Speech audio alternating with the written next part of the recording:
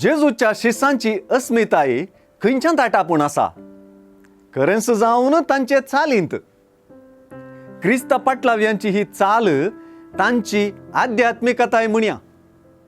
ह्या प्राजिताच्या काळार हे आध्यात्मिकतायेक आमी चड वत्तू दिवचो वासबी. देखूनच प्राजिताच्या काळार दयाळायाच्या करण्याक आमी चड महत्व दिता.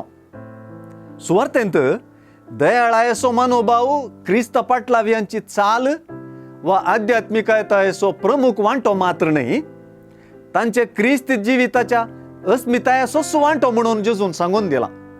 तितलेंच न्ही, सुवार्थेंत दयाळाय दाखोवच्यो विविध वाटोय सुचयल्यात. दाखल्याक झडती करिनासतना रावचें, बोगसूंचें, दान धर्म करचें. अशें करतना देव आमचो कांय ऋणकारी जायना, तोय आमकां आमचे दयाळायेन वर्त्या मापान पाटीन दिता, इनाम दिता म्हणलें चिंतप सुवार्थेचें. आमचे मुखांत्र कोणायकी बक्षण्याचो अनुभव जायत. कोणी आमी पुणी हेरां परी तांची जडती केली ना वा चूक वा अपराध मांडलो ना म्हणून संतोष पावत. कोणी आमच्या बरेपणांतावन फायदो जोडून देवाक अर्गां दीत. अशें जायत तर सुवार्थेचे नदरेन आमी भागी.